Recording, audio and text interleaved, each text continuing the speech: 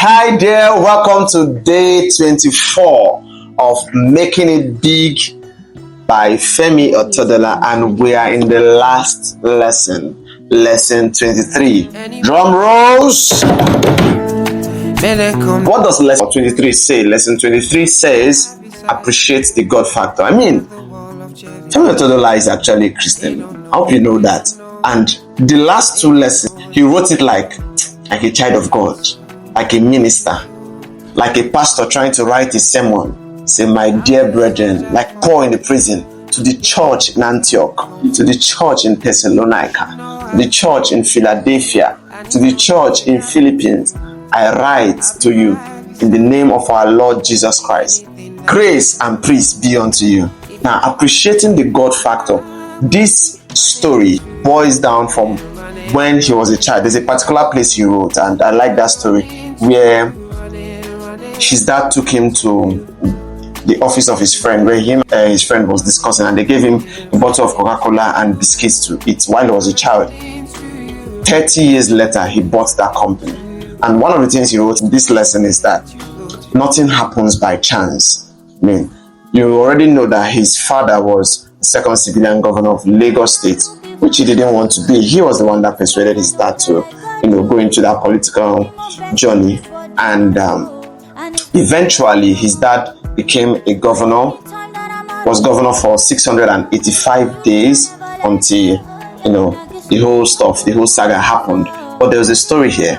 He said, the people that plotted the misfortune to remove his dad from power, unfortunately for him, the guy he wanted to use as his best man was part of the mastermind. You can imagine you are trying to do your wedding with your best man, your friend, and he behind your back is planning the downfall of your father. Now, this particular lesson also captures a very life lesson that you need to learn, that sometimes you just have to trust God to give you an insight to know the people that are for you and the people that are against you. He is not a too friendly person, but he's sociable. He believes that he is a lone-hearted person. He likes his space, but one of the things he does is that he makes friends with people that give him value and are for his good, right? So appreciating the God factor here means acknowledging God in everything. He also talked about prayers, that he prays every day, at least 5 minutes when he wakes up, and thank God for how far he's come, right? Even if it is for the breath of life. And he also prays to God for long life and health. Now, a billionaire is advising you to pray. You need to pray, my sister. You need to pray. Just try and pray. I like this billionaire too, Steve Harvey. Although I don't think is Steve Harvey a billionaire in dollars. I'm not sure yet. One of his most popular motivational speech, where he says, "Don't forget to pray. Don't be too proud to pray. Don't forget to pray. Don't be too proud to pray, because prayer changes things. I flunked out of school. Prayer changes things.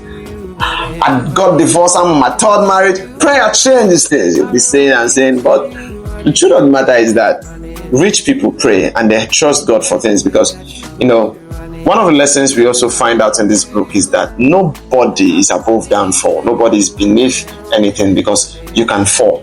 Because he never believed that he would crash from the point he was at after running the Xenon petroleum business to the place he was.